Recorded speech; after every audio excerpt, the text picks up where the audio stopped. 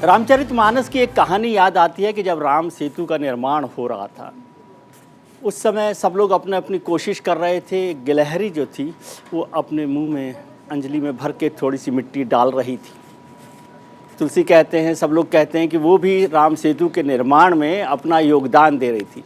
लेकिन गिलहरी ने कुछ अलग बात कही। गिलहरी ने कहा कि ये योगदान सिर्फ सेतु बनाने के लिए नहीं है, ये इसलिए है ताकि इतिहास में कोई ये ना कहे कि जब सब लोग अन्याय के खिलाफ लड़ाई लड़ रहे थे तो गिलहरी ने साथ नहीं दिया। अगर आप अन्याय के खिलाफ खड़े नहीं हो सकते तो न्याय की उम्मीद ना करें। जब घड़ी में बजते हैं रात के 8 तो न्यूज इंडिया पर होती है सत्य की विजय की बात। सत्य जो कभी झुकता नहीं, कभी हारता नहीं, कभी टूटता नहीं। नमस्कार, मैं हूं विजय त्रिवेदी। स्वागत है आपका हमारे इस खास 100% रिसर्च वाले शो सत्य की विजय में। हमारा मकसद आपको रिसर्च के माध्यम से खबर का हर पहलू दिखाना है, जिससे आप अपने स्तर पर खबर का पूरा विश्लेषण कर सकें।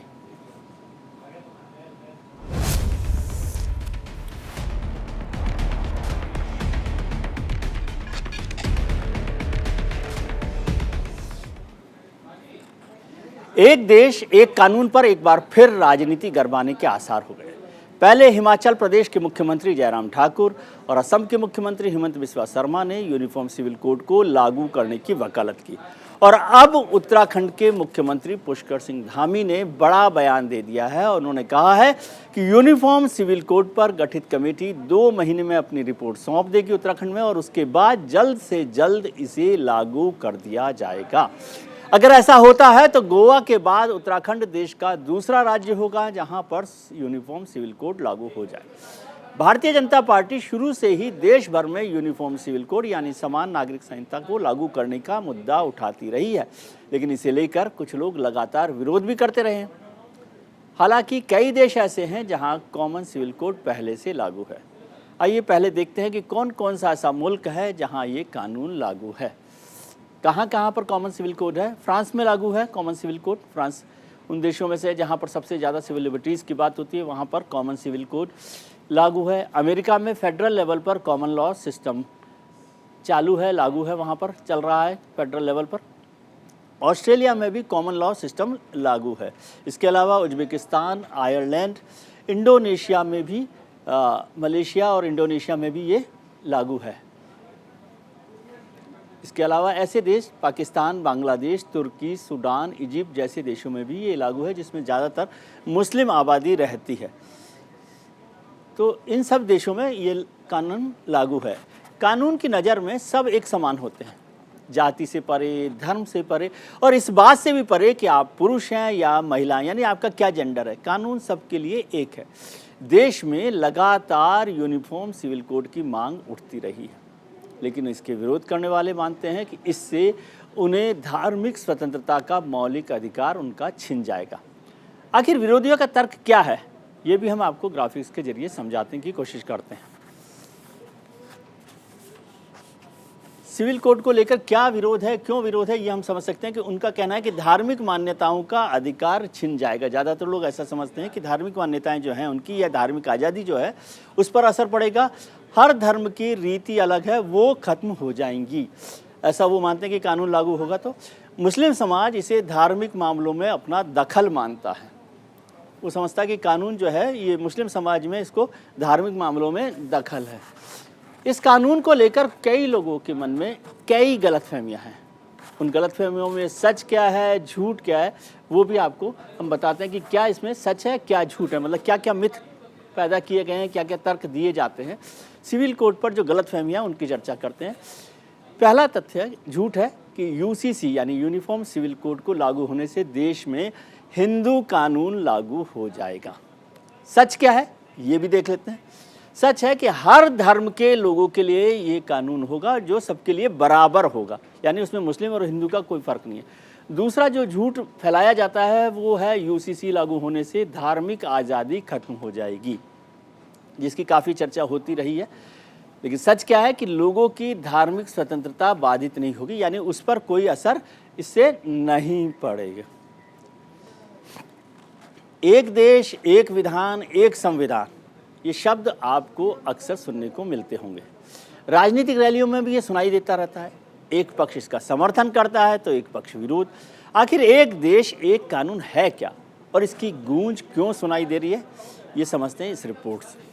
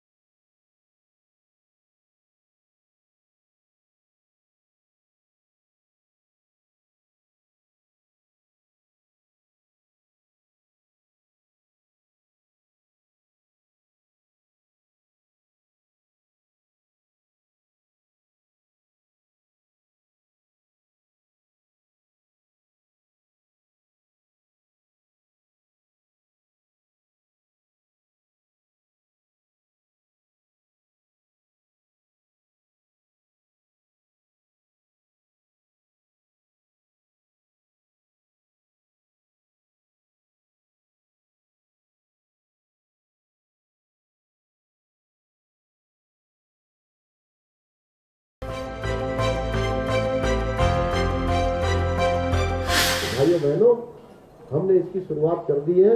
नई सरकार के गठन होते ही हमने फैसला ले लिया है, हमने निर्णय कर दिया है कि हम उत्तराखंड के अंदर समान नागरिक संहिता लागू करेंगे। संविधान का अनुच्छेद 25 सभी लोगों को धार्मिक स्वतंत्रता का अधिकार देता है।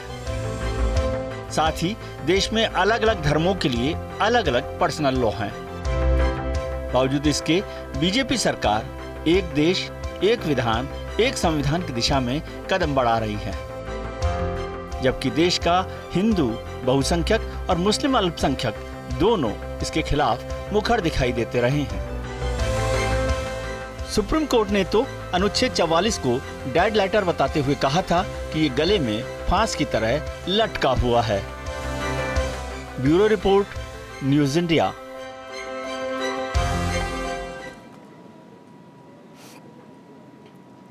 उत्तराखंड में यूनिफॉर्म सिविल कोड लागू होना लगभग तय हो गया है और कई राज्यों में इसे लागू कराने की बातें होती रहती हैं। सुप्रीम कोर्ट भी कई बार देश में समान नागरिक संहिता लागू करने की ज़रूरत पर बात कर चुका है।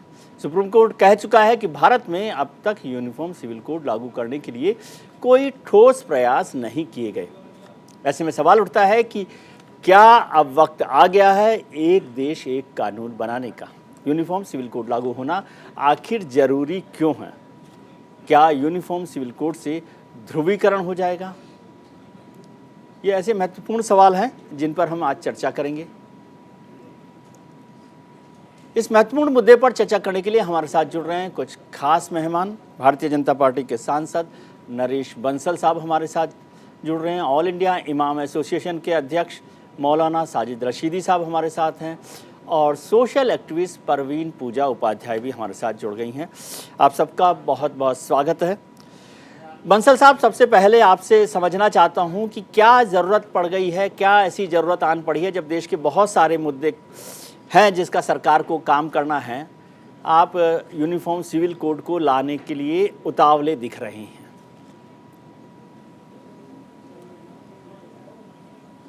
देखिए, इसमें उतावलेपन की बात नहीं है जी। 75 साल आज़ादी के हो गए, उसमें प्रदेश के देश के हर नागरिक को समान अधिकार समान दायित्व ये मिलने चाहिए और उसके अंतर्गत अगर सिविल मामलों में, विवाह शादी तलाक के मामले में, ज़मीन जायदाद के मामले में एक कानून सबके लिए हो तो किसी को कोई आपत्ति नहीं होनी चाहिए। ये बहुत पुरानी मांग है और हमारी पार्टी तो जनसंघ के ज़माने से यूनिफॉर्म सिविल कोड की मांग करती रही है। आज हम उसमें आए हैं, जनता के जनादेश से आए हैं। चुनाव के समय भी हमने ये वादा किया था जनता से, तो हम उस वादे को पूरा कर रहे हैं उत्तराखंड में, इसलिए किसी को कोई आपत्ति नहीं होनी चाहिए। पूजा परवीन जी, आपसे मैं समझना चाहता हूँ इसके क्या फ़ायदे हैं, क्या नुकसान है, क्योंकि ख़ास तौर से जो भी हमारे कानून होते हैं, ख़ास तौर से यूनिफॉर्म सिविल कोड को, उसका असर ज़्यादातर या मोटे तौर पर महिलाओं पर होगा, चाहे वो हिंदू महिलाएं हों, मुस्लिम महिलाएं हों, क्योंकि शादी का मामला है, तलाक का मामला है, बच्चों के गोद लेने का मामला है। तो आप इसे कैसे देखती हैं? देखिए, मैं ये कहना चाहती हूँ कि 1948 से हम लगातार प्रयास करते जा रहे हैं कि हमारे यहाँ यूसीसी हो, ये नहीं हुआ। और ये अलग बात है कि उस टाइम पे ये सोचा गया कि अनरेस्ट होगा, एक तबके के लोग बहुत ज्यादा दे विल रिवोल्ट, वो लोग नहीं चाहते हैं। तो ये बात चलते चलते आज 2022 हो गया, 75 इयर्स ऑफ इंडिपेंडेंस। हम अब तो मुझे लगता है कि हर एक महिला बोलते बोलते ट्रिपल तलाक का आ गया, बोलते बोलते हलाला का आ जाएगा, बोलते बोलते मतलब लोग जितना भी विरोध करें, जब हम कोई चीज लेकर आते हैं उनको वो स्वीकार करना पड़ता है और पड़ेगा। मैं ये समझती हूँ इसमें महिलाओं के लिए बहुत ज्यादा फायदा है, क्योंकि अगर आप देखने जाओ तो महिला हमेशा पिसती है, हमेशा उसके ऊपर ज्यादा असर पड़ता है एवरीथिंग। तो मुझे लगता है जैसे ट्रिपल तलाक आया, सीधा डिफरेंस जो आया है एक कम्युनिटी में, ऐसे ही अगर यूसीसी आएगा तो हर एक नागरिक जो इंडिया का है, जो हर एक नागरिक भारत का है, उसको जरूर लाभ होगा। Because there will be no discrimination कि ये जेंडर क्या है, इस कौन से कौम से है, कौन से रिलीजन से है। तो मुझे ऐसा लगता है कि ये बहुत टाइम हो गया है एंड आई थिंक कि हमें जल्द से जल्द ये जल्द से जल्द इस मुद्दे को लेकर आना है, इस यूसीसी को जरूर लेकर आना है and I am all for it. जी मौलाना साजिद रशीदी साहब, आपका स्वागत है। आपने बंसल साहब को भी सुना, पूजा परवीन जी को भी सुना। क्या आपको आपत्तियां हैं इस पर? उस पर थोड़ी सा रोशनी डालें, और क्यों हैं इस पर भी।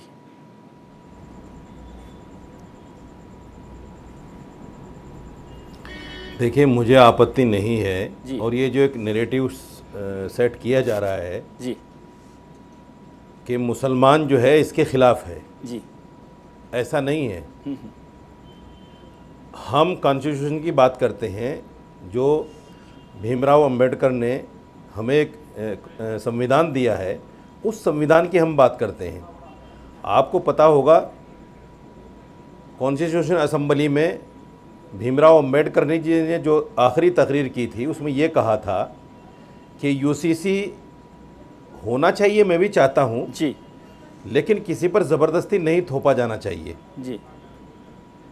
उसके पहले आप देखिए 1835 में बरतानवी हुकूमत ने इस पर बाकायदा एक कमेटी बनाई थी, और कमेटी ने तमाम धर्मों का जायज़ा लेकर ये कहा था अपनी अंतिम रिपोर्ट में कि हिंदू और मुसलमानों को इस रिपोर्ट से अलग रखा जाए, चूँकि उनके मजहबी मामलात पर्सनलाज अलग अलग हैं जी। तो मेरा मानना यह है कि आप इन तमाम चीज़ों को मिक्स करना क्यों चाहते हैं, सबसे पहला सवाल तो ये है जी। दूसरे ये है कि जब वोट की बात आती है तो तमाम हिंदू एक हो जाते हैं, दलित को मिलाकर भी, बुद्धिस्ट, जैन सब। जब कॉमन सिविल कोड की बात आती है तब भी आप एक ही नज़रिए से मुसलमान को सामने खड़ा हुआ दिखाते हैं जी। अरे भाई, बुद्धिस्टों से पूछ लीजिए, जैनियों से पूछ लीजिए, और जितने भी धर्म हैं यहाँ, जैनों से पूछ लीजिए, उन तमाम लोगों से भी तो पूछिए। कोई भी कानून जब देश में आता है, ये बाबा भीमराव अंबेडकर जी ने भी कहा था कि किसी भी कानून को लाने के लिए अगर यूसीसी आप लाएं तो कम से कम तमाम मजहबी लोगों से, प्लेटफॉर्म पर है, सारे लोगों को सरकार जब ला रही है तो सब लोग चर्चा कर सकते हैं, राय ली जाए जी। सबकी राय तो होगी ना, राय ली जाए जी, सबकी राय तो होगी ना। और जो लोग विरोध करना चाहते हैं वो बोलेंगे सरकार ला रही है जी। ये सरकार क्या सर जी, अरे सर एक मिनट सुनिए। देखिए, दो बातें होती हैं जी। एक तो होता है सरकार रेफरेंडम कराए जी कि साहब हम ये कानून लाना चाहते हैं, इसमें लोगों की क्या राय है। एक ये है कि कानून थोप दिया जाए, जैसे किसान बिल आ गया था और बहुत से बिल आ गए, फिर उसको सरकार को वापस लेना पड़ रहा है। ये हजीमत और ये शर्मिंदगी सरकार कब तक बर्दाश्त करेगी। अगर कोई कानून आप लाना चाहते हैं तो आप जनता के सामने रखिए, उसको रेफरेंडम कीजिए। लेकिन आपको कोई डर लगता है? आपको कोई डर है इस कानून को लेकर? का मतलब जो है, बाबा भीमराव अंबेडकर ने नहीं, आप, मुझे कोई डर नहीं है। हाँ। मुझे कोई डर नहीं है जी। क्योंकि मुसलमान का अपना एक पर्सनला है जिसको हम कुरान कहते हैं। जी हम तलाक, शादी, निकाह और वरासत में कुरान को ही मानते हैं, हदीस को ही मानते हैं। जी समझ रहे हैं आप बात? जो मुसलमान है वो उसी को मानेगा। दुनियावी जो कानून है, मुल्की जो कानून है, उनका भी हम एहतराम करते जी। हैं, हम संविधान को भी मानते जी। हैं, लेकिन हम इन मामलात में सबसे पहले जो कुरान का फैसला है उसको मानते हैं। और इससे ये हमारा ये हक ना सिविल कोड छीन सकता है, ना कोई हुकूमत छीन सकती है, क्योंकि संविधान ने हमें इजाज़त दी है कि अपने मजहब पर अमल करो। जी बंसल साहब, तो इसको मुसलमान को सामने लाकर खड़ा कर देना कि साहब मुसलमान नहीं मान रहा है इसको, मुसलमान को इसमें दुख है, ये कहीं ना कहीं वोट बैंक की राजनीति है। जी बंसल साहब, मुसलमानों को इसके खिलाफ खड़ा करना पहली बात साजिद रशीदी साहब का कहना है, और दूसरी इंपॉर्टेंट बात कही कि आप रेफरेंडम क्यों नहीं करते, कानून थोपना क्यों चाहते हैं?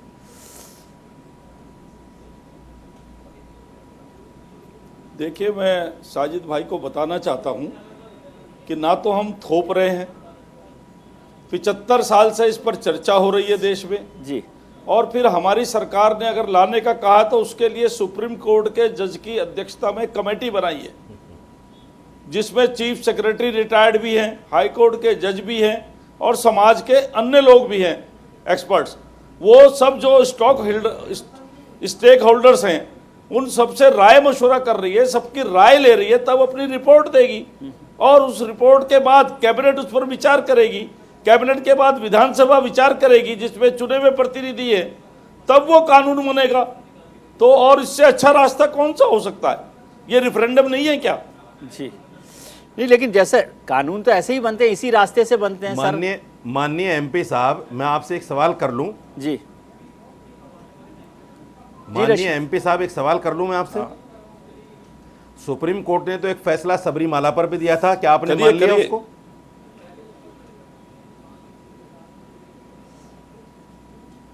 नहीं, हम सब कानूनों को मानते हैं और कानून मेरी तो आवाज बहुत मिल रही है सारे आपको? आए हुए फैसले, लेकिन समाज के हिसाब से माने जाते हैं।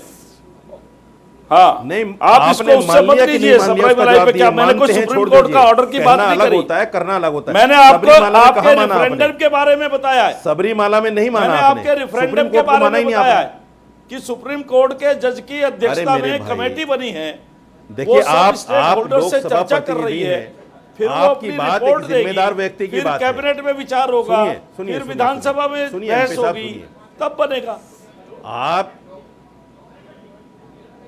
जी अरे सर, आप एक एमपी हैं, आपको लोगों ने चुन के भेजा है, आपकी बात बहुत महत्वपूर्ण है। आप समझिए, जो बोलें बहुत सोच समझ कर बोलें। आप जनप्रतिनिधि हैं। नहीं, वो रशीदी साहब दो सबरीमाला पर अलग अलग आप बातें बचकर हैं। निकल गए। जी आपने सुप्रीम कोर्ट को कहाँ माना उसमें, बताइए ना। दो अलग अलग बातें नहीं है। इन्होंने कहा कि सुप्रीम कोर्ट के आप इस माननीय मुद्दे को जजों सबरमलाई से क्यों ले जा रहे हैं, मेरी समझ में हो नहीं रहा है। है। बात देखिए, अगर आपको सबरमलाई और चीजों पे बात करनी है क्यों तो नहीं ले मैं जा बता रहे? सकता हूं कि सुप्रीम कोर्ट ने फैसला 1952 दिया का था ना। सुप्रीम कोर्ट का आदेश वाराणसी के बारे में भी था। खैर, हम वाराणसी की अलग दो अलग मस्जिद रास्ते हटाने पर के जा बारे रहे में हैं भी था, बंसल साहब जो और 70 रशीदी साल साहब। तक नहीं अभी हटा। आज हम लोग वाराणसी के बारे में यूसीसी भी पर तो चर्चा बताइए। कर लेते हैं। बताइए। आप यूनिफॉर्म नहीं, सिविल कोड पर बात 1952 का करिए। वाराणसी के बारे में क्या था? सर, मैं यही कह रहा हूं कि सर, यूनिफॉर्म सर, सिविल एक कोड मिनट। पे बात करिए। सर, एक मेरी बात मिनट। सुने रशीदी एमपी साहब, साहब ने आज एक हम है ना, मसला ये उठाया। फिर वही उसी इश्यू पर 1952 में पहुंचने की बजाय यूसीसी पर 1952 चर्चा में कर लेते वाराणसी पर क्या हैं। मैं फैसला बहस था? को डिरेल नहीं करना हाँ, चाहता। डिरेल नहीं करना चाहता। आप यूनिफॉर्म सिविल कोड पर बहस करिए। त्रिवेदी जी एक मिनट, त्रिवेदी जी एक मिनट, जी। त्रिवेदी जी एक मिनट, त्रिवेदी जी एक मिनट, जी त्रिवेदी जी एक मिनट। 1952 में वाराणसी पर क्या फैसला था सुप्रीम कोर्ट का? माननीय एमपी साहब बताइए मुझे। मैं ये कह रहा हूं सर कि इस पर चर्चा अलग से कर अब लेंगे, जिस दिन बहस होगी मैं उस पर सब उस पर चर्चा बताऊंगा, कर लेंगे। तथ्य अभी लेकर यूसीसी आऊंगा। पर हम चर्चा करते हैं। 60 के दशक में पूजा- था, नहीं, दो त्रिवेदी मस्जिदें जी, मुझे हटाने का पूछना था, चाहता हूं, ये वो नहीं जनप्रतिनिधि हटी हैं, उस समय। ये जनप्रतिनिधि है, ठीक पढ़कर है। नहीं बैठे हैं। नहीं, ठीक है, पूजा ये परवीन जी, जनप्रतिनिधि है, पढ़कर नहीं बैठे हैं। पूजा परवीन फिर जी, मैं ये कहता हूं, क्यों होता देखिए, है कि पढ़कर जब पढ़कर हम- बैठे हैं, बैठा हूं, पढ़कर नहीं बैठे हैं। यूनिफॉर्म सिविल मुझे कोड ये पर तुक्के मार रहे हैं बैठ मैं के। इसलिए कह रहा हूं कि आप समझाइए। चर्चा अरे करिए, जनप्रतिनिधि हो आप भैया, डिरेल करना तुक्के चाहते मत हैं मारो। बहस को। पूजा और मैं परवीन जी, मैं डिटेल ये नहीं समझना होना चाहता हूँ कि कहाँ पॉलिटिकल है? पार्टीज या कहाँ है सोशल 1952 का फैसला? सोसाइटी में बहुत सारे झूठ बोल तबके रहे हैं आप। हैं जो खुलकर न तो विरोध आप करना चाहते हैं यूनिफॉर्म ना खुलकर सिविल सामने कोड आ पर रहे हैं। बात करनी है तो करिए। देखिए, अक्सर मैं महसूस करता हूं, आप इसको करेक्ट कर सकती हैं, कि जब भी महिलाओं से जुड़े इशू आते हैं नहीं, तो हर 1952 आदमी का कोई technical फैसला तरीके से वाराणसी उसे पर रोकने नहीं की है। कोशिश आप करता है झूठ कि ये बोल बात रहे हैं ठीक टीवी है। पर बैठकर। हम वाराणसी की आज बात नहीं कर रहे हैं, आज हम यूसीसी की बात कर रहे हैं। और मैं एक यहाँ पर बात बताना चाहती हूँ कि जैसे मौलाना मदनी ने जो उन्होंने कहा था कि तो हम कहिए एमपी यूसीसी साहब से नहीं कि आने झूठ मत देंगे, बोलें टीवी पर। जी, ये रशीदी साहब इन्होंने इस पर फिर मंच चर्चा पे करेंगे। कहा जी था। जी He did say that, ये मंच पे कहा था और बाद में मुकर गए, वो अलग बात है। लेकिन ये बात सही है कि आप लोग नहीं लाना चाहते हैं। Why deny it? कौन कहता है कि मुसलमान लाना चाहता है? Really? आप मुझे बताइए रशीदी भाई साहब के, क्या सही में मुसलमान लाना चाहता है? I don't think so. आधे तो मुसलमान वैसे भी नहीं जानते कि यूसीसी है क्या। And on top of that, जो आप लोग कहते हैं, जो आप लोग जिस तरीके से विरोध करते हैं, आप लोग विरोध करते हैं और ये सामने दिखता है। बिकॉज आपको चाहिए कि आप शरिया लॉ से कन्वीनियंटली, आप शरिया लॉ हमेशा यूज करिए। आपको जहां कन्वीनियंस नजर आता है, आपको अपना शरिया लॉ चाहिए, एंड दैट्स अ फैक्ट। आप अगर देखने जाओ, आप अगर इस्लामिस्ट फंडामेंटलिस्ट जो होते हैं, वो कभी भी नहीं चाहेगा कि उसका शरिया लॉ उससे छूटे और वो कभी भी यूनिफॉर्म सिविल कोड लाए भारत में। जबकि बाहर के कितने मुल्क हैं जहां पर मुसलमान रहते हैं, लेकिन उन्होंने भी लाया है। कई जगह तो पॉलीगैमी भी बंद करवाई गई है।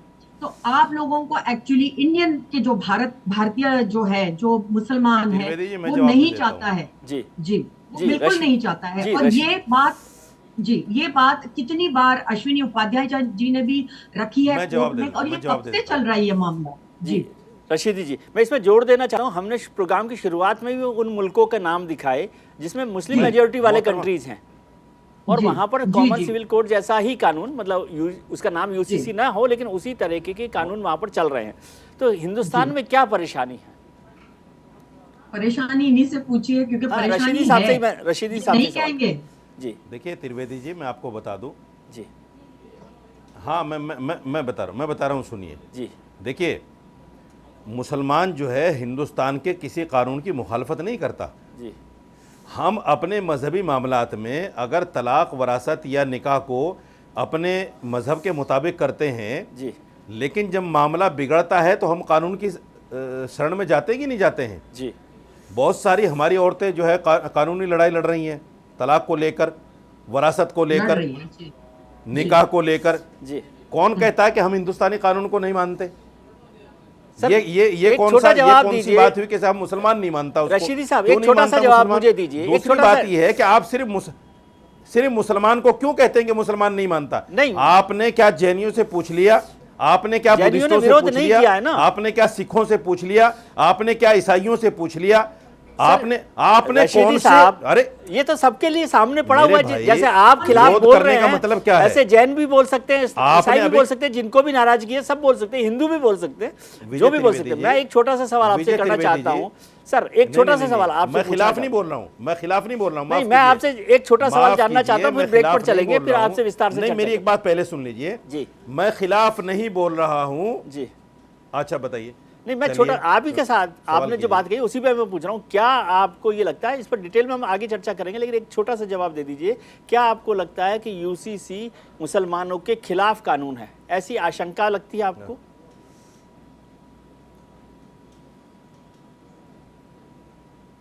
नहीं, मुझे नहीं लगती। मैं फिर कहता हूं, मुझे नहीं लगती। ठीक है। मुसलमानों के खिलाफ नैरेटिव सेट किया जा रहा है। जब ड्राफ्ट तैयार होके आएगा, सरकार ड्राफ्ट लाएगी, जी। बहस तो तब होगी ना। ठीक सिख है। भी तभी सामने आएगा, बुद्धिस्ट भी जब सामने आएगा, जैन भी। अभी तो ड्राफ्ट ही नहीं आया। ठीक है। अभी तो मुसलमानों को हवा बनाया जा रहा है कि मुसलमान खिलाफ है, मुसलमान ठीक है, खिलाफ है। मुसलमानों को आप हवा ड्राफ्ट बनाया लेकर जा रहा आइए, है, और या लोगों के मुसलमान सामने इसके खिलाफ रखिए, है, इस तब पर पता हम चलेगा आपको कौन चर्चा खिलाफ है, कौन करेंगे। नहीं है। अभी वक्त है एक ब्रेक पर जाने का। ब्रेक पर जाए इससे पहले बात आज के सवाल की। हमारा आज का सवाल है कि क्या देश में यूनिफॉर्म सिविल कोड लागू होना चाहिए? आप अपनी राय हमें ट्विटर पर हाँ या ना में दे सकते हैं। हमारा ट्विटर हैंडल है @newsindia24/7। इसका नतीजा हम आपको शो के आखिर में दिखाएंगे।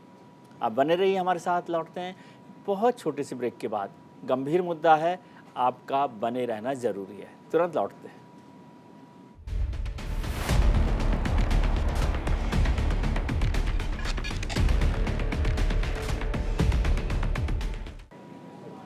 ब्रेक के बाद आपका एक बार फिर स्वागत है। हम चर्चा कर रहे हैं यूनिफॉर्म सिविल कोड को लेकर। क्या देश में यूनिफॉर्म सिविल कोड होना चाहिए, इसे लेकर हमने आम लोगों की राय जानने की भी कोशिश की कि आखिर देश की जनता का क्या कहना है। देखिए जन का मन। कॉमन सिविल कोड ऐसे देश के अंदर जहाँ इतनी विविधता है उसको लाना बहुत मुश्किल है। उससे हट के हमें कॉमन राइट्स की बात करनी चाहिए, समानता की बात करनी चाहिए। देश में सबको एक समान मौलिक अधिकार मिले, शिक्षा का अधिकार मिले, सुरक्षा का अधिकार मिले, चिकित्सा का अधिकार मिले, बिजली का अधिकार मिले, वो ज़्यादा ज़रूरी है। जो ये आपकी सामान्य नागरिक संहिता है, ये दिखना चाहिए कि आपके कार्यप्रणाली में आप किस तरह काम कर रहे हैं। आपके काम में निष्पक्षता नहीं है और आप इस कानून को लागू करने जा रहे हैं। आप कोई भी कानून लागू करते हैं, जनता को पता नहीं होता, आप लागू कर देते हैं, उसके बाद उसके खिलाफ आंदोलन होता है, फिर आप समझाने के लिए उससे 4 गुना ज़्यादा पैसा खर्च कर देते हैं। देखिए, यूनिफॉर्म सिविल कोड से ज़्यादा ज़रूरी अगर देखा जाए, हर मजहब के, हर जाति के अपने अलग अलग नियम कानून होते हैं, उनके अपने अपने रीति रिवाज हैं। तो इसको लागू करने से पहले अगर देखा जाए तो इनमें जो सुधारों की, अगर इनमें कोई दिक्कत है, कोई खामी है, तो उनमें सुधारों की उनमें। न्यूज इंडिया की टीम लगातार आप तक सही और सटीक जानकारी पहुंचाने की कोशिश करती रहती है। इस कड़ी में हमारी रिसर्च टीम हर समय इस काम में लगी रहती है। इस बीच एक अलग चीज़ निकलकर सामने आ रही है यूनिफॉर्म सिविल कोड को लेकर। वो भी हम लोग देख लेते हैं कि क्या क्या कंसर्न है इस मसले को लेकर। ये आप हमारी स्क्रीन पर देख रहे हैं कि शरीयत लॉ को लेकर चर्चा अक्सर होती रहती है।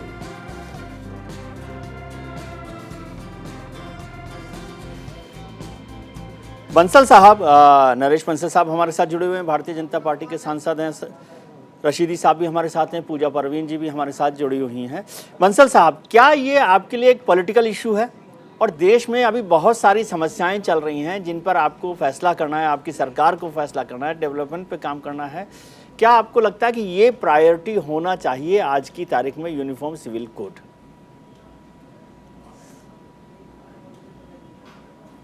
मुझे बताइए, मैंने कहा है पहले ही कि देश अमृत काल में है, 75 वर्ष आज़ादी के हो गए जी। कब से इस पर फैसले आए हुए हैं। सुप्रीम कोर्ट के 1, 2, 3, 4, 5 फैसले सुप्रीम कोर्ट के आ चुके हैं जी।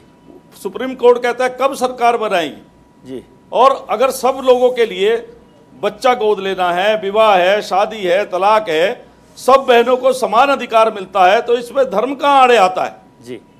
पूजा पद्धति के लिए धर्म है, आप जैसे मर्जी पूजा पद्धति करिए, जो मर्जी करिए जी। ये तो समान नागरिक अधिकार हैं, उनके लिए समान नागरिक कानून होने में किसी को आपत्ति नहीं होनी चाहिए और मुझे लगता है भी नहीं। मैं इतना चाहता हूं कि आज देश में बहुत सारे रिफॉर्म्स हो रहे हैं जी। उस रिफॉर्म्स के अंतर्गत ये भी एक है और सबको बताना चाहिए।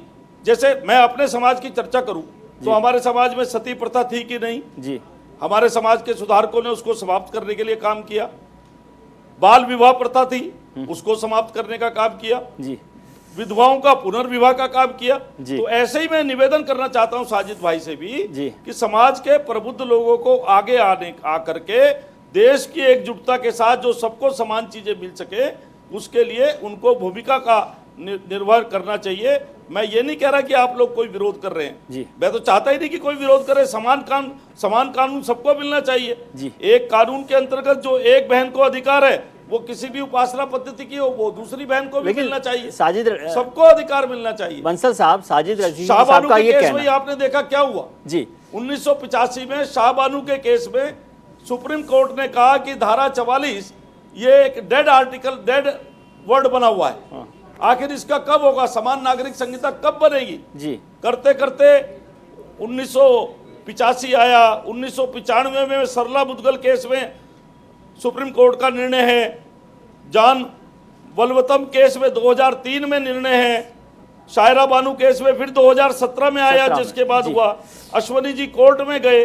तो इतने समय से देश के अंदर इस पर चर्चा हो रही है। अब इस चर्चा को एक तार्किक स्तर तक सब लोगों को मिलकर पहुंचाना चाहिए।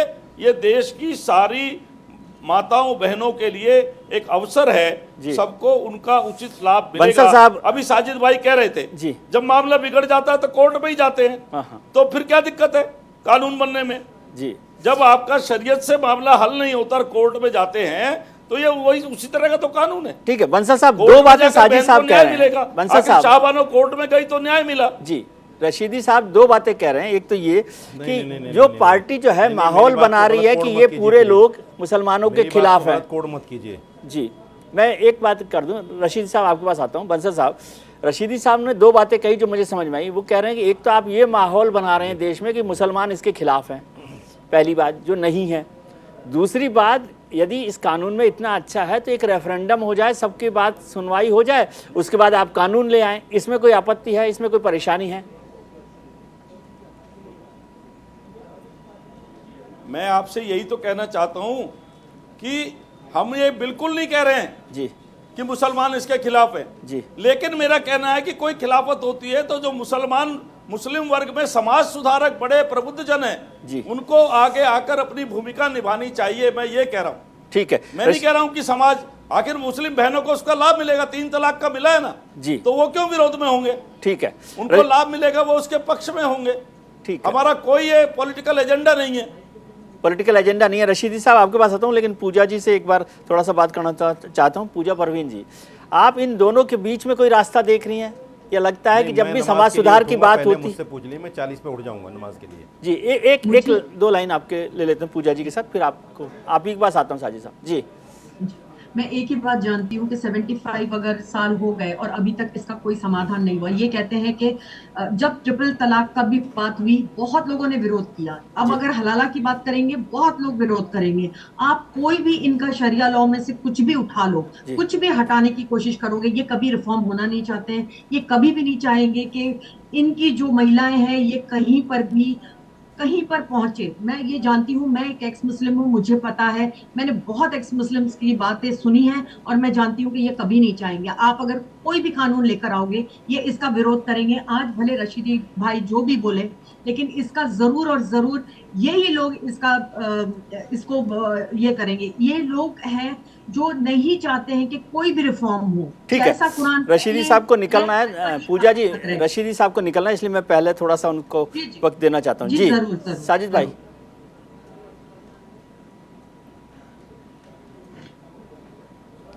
देखिए विजय त्रिवेदी जी, 2-3 बातें मैं आपसे कहना चाहता हूँ। ये रेफरेंडम की जो बात है ना, ये मैं नहीं कह रहा हूँ जी। जब नहीं, आप भी कहें इसमें क्या आपत्ति है? तो अंबेडकर जी ने कहा था कि जब तक इस कानून को समाजी सर एक मिनट सुन लीजिए जी। अंबेडकर जी ने कहा था कि जब तक समाजी कबूलियत इसको ना हो, यानी लोग इसको स्वीकार ना कर लें, उस वक्त तक कानून की शक्ल ना दी जाए। ये संविधान में है जी, संविधान में है, ये मैं नहीं कह रहा हूं। तो इसका मतलब समाजी कबूलियत का मतलब ये है कि उसको रेफरेंडम कराया जाए जी, सब लोगों से उसकी राय ली जाए। जब सब धर्मों के लोग कहें हाँ जी ठीक है इसको ले आओ, तब उस कानून को लेकर।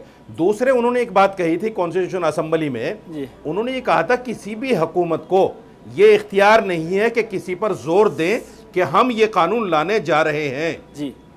जोर देने का हक नहीं किसी भी हुकूमत। रशीदी साहब एक बात जोड़ देना चाहता हूं मैं आपको, एक बात जोड़ देना चाहता हूं आप दूसरी बात जी। अभी पूजा जी ने कहा, एक मिनट मैं एक बात जोड़ देना चाहता हूं कि सोशल रिफॉर्म जब भी होते हैं ना, तो सोसाइटी में पहले स्तर पर विरोध होता है। चाहे वो सती प्रथा का मसला रहा तब भी रहा, जब ये हिंदू कोड बिल आया तब भी बड़ा विरोध हुआ, बाल विवाह को रोकने की बात हुई, तो फर्स्ट स्टेप पर समाज में बहुत बड़ा हिस्सा जो उसको नहीं समझ पाता वो विरोध करता है। आप अपनी बात करें, मैं केवल इसमें जोड़ना चाहता था ये बात।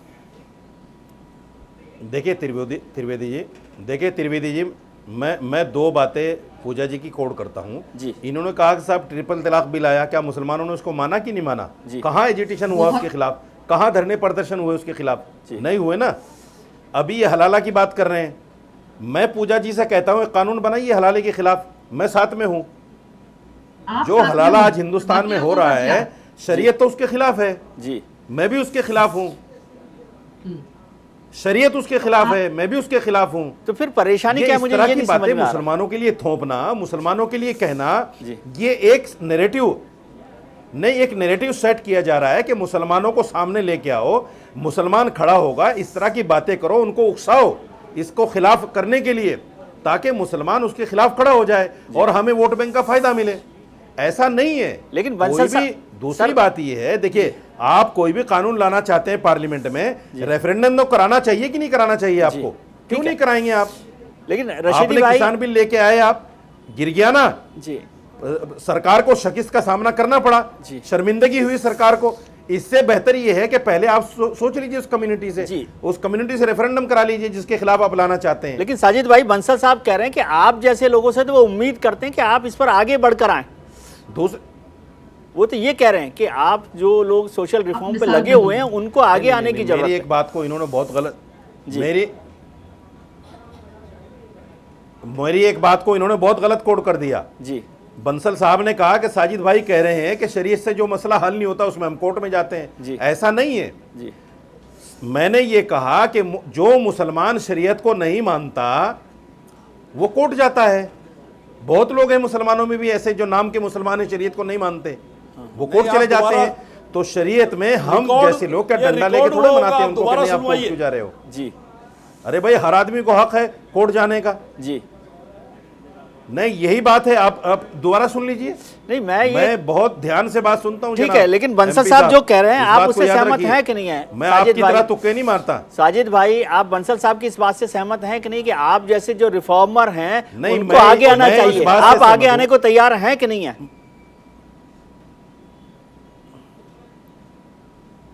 नहीं, आप मुझे सिर्फ ये बताइए, बाबा भीमराव अंबेडकर के संविधान को आप मानते हैं कि नहीं मानते हैं? अगर मानते हैं तो उन्होंने कहा कि रेफरेंडम पहले कराया जाए जी।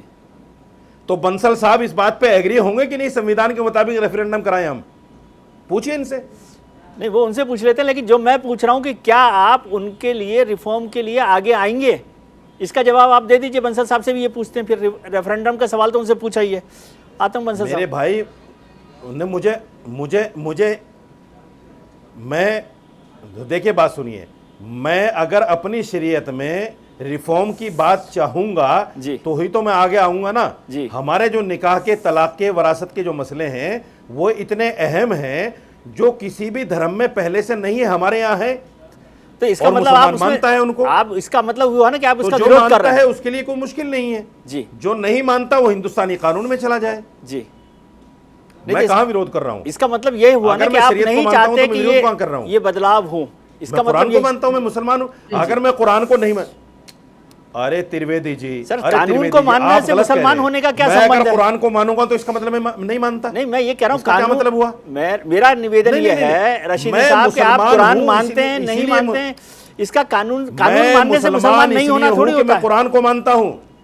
मैं ये आपसे जानना चाहता हूं। मैं मुसलमान इसलिए हूं कि मैं कुरान को मानता हूं। लेकिन आप भारतीय कानून को मानेंगे, अल्लाह को मानता हूं। रशीदी मैं मुसलमान इसलिए हूं कि नबी को मानता हूं। आप भारतीय कानून को मानेंगे तो मुसलमान किस चीज का हुआ फिर? सर, मेरा रिक्वेस्ट ये है कि आप भारतीय कानून को मानेंगे तो इससे मुसलमान नहीं रहेंगे क्या? भारतीय कानून को भी मानता हूं। मैंने कब कहा कि मैं नहीं मानता? मैंने ट्रिपल तलाक को माना। मैंने ट्रिपल तलाक को माना कि नहीं माना जी? माना कि नहीं माना? हाँ, नहीं तो फिर मुझे कैसे कह सकते हैं कि मैं नहीं मानता भारतीय कानून? कहाँ परेशानी क्या है, मुझे समझ नहीं आ रही। पूजा जी, क्या कोई परेशानी आपको समझ आ रही है? मुझे समझ नहीं आई है। मुझे सिर्फ एक बात समझ में नहीं आती। आप घुमा फिरा के मुझसे क्यों पूछ रहे हैं? मैं पूजा जी से पूछ रहा हूँ। नहीं, आप रेफरेंडम कराइए ना, सबसे अच्छा तरीका है रेफरेंडम कराइए। रेफरेंडम में भी बहुत लोग इसके खिलाफ होंगे, रशीदी भाई, आप भी जानते ही है। और मैं एक बात कहना चाहती हूँ कि जो बाहर के मुसलमान हैं, आपके पास बाहर है जी, हाँ तो ठीक है, तो क्या वो लोग मुसलमान नहीं है जिन्होंने यूसीसी लाया, जो बाहर के देशों में है, क्या वो मुसलमान नहीं है? वो भी मुसलमान है, बट कहीं पर वो समझ रहे हैं कि इन दिस मॉडर्न टाइम्स, अभी जो टाइम चल रहा है उसमें मैं हिंदुस्तान में बैठकर बात कर रहा हूँ, मैं हिंदुस्तान की बात कर सकता हूँ जी। मैं आप लोगों की तरह पाकिस्तान की और सऊदी अरब की बात नहीं करता। मैं पाकिस्तान की बात नहीं कर रही हूँ, मैं पाकिस्तान की बात नहीं कर रही हूँ। बहुत सारे, इजिप्ट है, बहुत फ्रांस है, बहुत सारे मुल्क मैं हिंदुस्तान की बात कर रहा हूँ लागू है। और हिंदुस्तान की बात कीजिए मुझसे आप। ये जो दूसरे मुल्कों में पहुंच जाते हैं आप, ये दूसरे मुल्कों में मत पहुंचा कीजिए। तो भी हिंदुस्तान का मुसलमान हिंदुस्तान में रहकर अपने आप को सुरक्षित महसूस करता है जी। बंसल साहब, पाकिस्तान से और दूसरी जगह से हमें मत मिलाइए। ठीक है बंसल साहब, वो एक उदाहरण के तौर पर है। जब मुसलमान की बात आती है तो मुस्लिम देश जो है वो भी इस पर चल रहे हैं, ये कहने का मतलब है। बंसल साहब, उदाहरण क्यों दे रहे हैं भाई जी? और रेफरेंडम लाएंगे भी तो है, बहुत खिलाफ करने वाले, आप जिसको हम नहीं मानते। साजिद भाई से आप भी जानते हो जी, बंसल साहब, बड़ी विनम्रता से कहना चाहता हूं कि साजिद भाई, सुप्रीम कोर्ट में आपका विश्वास है कि नहीं है? बताइए, हाँ या ना? हाँ या ना? मैं ज्यादा नहीं पूछ रहा, आपका है कि नहीं जा रहा हूं। सुप्रीम कोर्ट में आपका विश्वास है कि नहीं है? आप बताइए पहले है कि नहीं? आप मेरा तो जब है। आपका नंबर आएगा तब आप मुझसे पूछना, मेरा नंबर मेरा मुझे तो है, पूछने आप दो। बताइए आपका है कि नहीं एमपी साहब? आपने सबरीमाला में नहीं बस माना इतना सुप्रीम ही कोर्ट पूछ रहा को? हूँ आपका। सुनिए सबरीमाला में आप आपने मुझे नहीं अपनी माना बात सुप्रीम करने कोर्ट दीजिए ना को? पूरी। जी बंसल साहब को बोलने मुझे अपनी बात पूरी करने दीजिए। सबरीमाला में आपने नहीं आपका माना? पार्लियामेंट में विश्वास है कि एमपी नहीं साहब है? सबरीमाला में आपने नहीं माना सुप्रीम कोर्ट को? किसी आपका भी दलित कानून में को आप विश्वास है मंदिर कि का नहीं पुजारी है? बना सकते हैं जी। क्या? और जिस रेफरेंडम की बात साजिद कर भाई, रहे हैं, साजिद भाई, सुनिए बंसल साहब पहले। क्या? साजिद अरे भाई, साजिद भाई बात जब सुनिए दलित दूसरे को। हिंदू है तो दलित को मैं आप बोले तो मैं नहीं बोला ना। साजिद भाई अब बंसल जब साहब आप को बोले बोलने मैं नहीं बोला। बताइए ना। अब मुझे बोलने अरे दीजिए। इधर उधर की बात मत करो मुझसे एमपी साहब। नहीं, अब अब बंसल आप साहब नहीं को बोलने बोलने देना दीजिए। चाहते, साजिद आप भाई, बोलिए। की बात मत करो मुझसे। साजिद भाई, अब किसी उनको भी बोलने दलित बात तो दीजिए। आप कर रहे हो बना इधर सकते उधर हैं की, क्या? आप बातें नहीं करने दे रहे। जी, अब उनको बोलने बात दीजिए ना। आप कर रहे हो इधर उधर जी। की। आप टाइम जिलावती किलिंग की कर बात रहे हो, क्यों टाइम बोलने दो? किलिंग दलित डिबेट हिंदू का। नहीं है क्या? जी आप साजिद, बात सुनने दलित का हिंदू मादा नहीं है रखिए। क्या? जी बंसल साहब, जब जी। दलित का मादा हिंदू रखिए है, दूसरे की बात। तो उसको रशीद- पुजारी क्यों नहीं बनाते? साजिद भाई, आपने अपनी बात सबरीमाला में कह ली। आपने औरतों को ओ, हक क्यों नहीं दिया? प्लीज सुनिए, साजिद भाई, सुनिए आपने पहले। बात कह ली, अब बंसल साहब को बोल लेने दीजिए, फिर आप बोल भैया, लीजिएगा इसको यदि आपको इनका मौका। डाउन करिए तब मैं बोलूंगा। जी बोलिए। ये सुप्रीम कोर्ट की बात करते हैं। Supreme court supreme court supreme court जी, और जी। सुप्रीम कोर्ट को मानते ठीक हैं। है। बंसल साहब, हमारे जो भी इनके एमपी इनके एमएलए हमारे सारे रेप में प्रतिनिधि फंसे हैं, हुए हैं। सुन ठीक लीजिए, है, अब वो बात जो भी जनप्रतिनिधि साजिद हैं, साहब, सांसद हैं, विधायक हैं, अब डिरेल उनको मत कौन कीजिए। बंसल चुनता साहब है? को बोलने दीजिए प्लीज। उनको कौन चुनता है? जी पब्लिक चुनती है। पब्लिक चुनती है उनको, और पब्लिक के नुमाइंदे वहां पर पब्लिक की इच्छा के अनुसार कानून बनाते हैं। कानून बनाने का अधिकार विधायिका का है, विधायिका बनाती है। जी। गलत बनता है तो सुप्रीम कोर्ट रिव्यू करता जी। है। तो रिफरेंडम ये है, नहीं तो क्या है? ये रिफरेंडम का ही तरीका है। और भीमराव अंबेडकर जी ने जो हमको संविधान दिया, आवश्यकता के अनुसार उसमें 100 से ऊपर संशोधन हो चुके हैं। बदलाव हो गए। हम भी पुराने 1700 के करीब ऑब्सोलेट कानून को खत्म कर चुके हैं।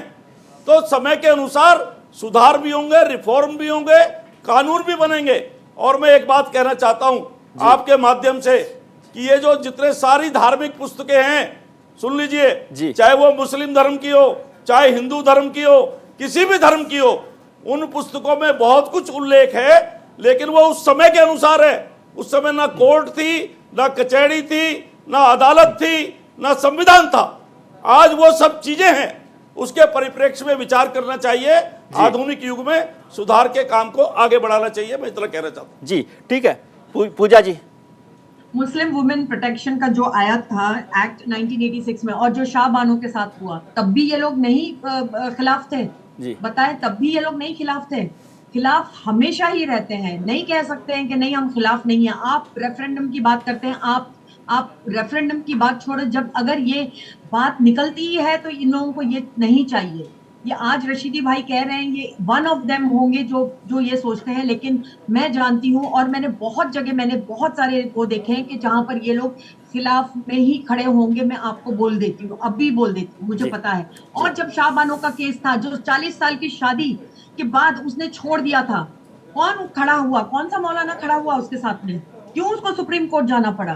क्यों आपके इसमें ऐसा नहीं लिखा हुआ है कि 40 साल की एक महिला जो इतनी उम्र की हो गई और 5-5 बच्चे हैं, उसको कौन उसको संभालेगा? तो ये मत बोलिए कि खिलाफत नहीं करते हैं आप लोग। बहुत खिलाफ होते हैं हर चीज। जहां भी आपकी शरिया लॉ में जरा भी अगर ऊंच नीच की जाती है, और अगर हम संविधान की बात करते हैं, वहां पर आप लोग ठीक, अपना खिलाफ वो दिखाते ही हैं। आप भी जानते होंगे। चलिए, बहुत बहुत शुक्रिया आपका। नरेश बंसल साहब, आपका बहुत शुक्रिया। पूजा परवीन जी, आपका बहुत शुक्रिया। साजिद रशीदी साहब, आपका भी बहुत बहुत शुक्रिया कि आपने हमारी चर्चा में हिस्सा लिया। आज हमने शो की शुरुआत में आपसे एक सवाल पूछा था कि क्या देश में यूनिफॉर्म सिविल कोड लागू होना चाहिए।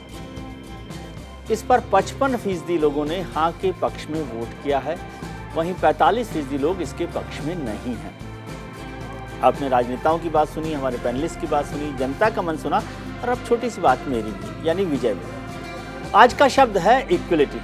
यूनिफॉर्म सिविल कोड यानी भारत में रहने वाले हर नागरिक के लिए एक समान कानून। एक ऐसा कोड जिसका पासवर्ड सबके लिए एक हो। शादी, तलाक, जायदाद, बच्चों को गोद लेना, हर किसी कौम के अपने अपने तरीके होते हैं जिसे हम अपनी पर्सनल लाइफ का अहम हिस्सा मानते हैं, और उसमें टोका टाकी या रोका राकी होने पर अनकंफर्टेबल फील करते हैं। मुझे लगता है कि देश का हर नागरिक कंफर्टेबल फील करे, उसके लिए थोड़ा और विचार करने की जरूरत है। मौजूदा समय में देश में कई ऐसे मुद्दे हैं जिन पर इंस्टेंट एक्शन लेना भी बेहद जरूरी है। आज के कार्यक्रम में इतना ही। उम्मीद करता हूं कि आपका आने वाला कल आज से बेहतर हो। आप अपना ख्याल रखिए और उनका ख्याल रखिए जो आपका ख्याल रखते हैं। नमस्कार, शुभ रात्रि, शब खैर।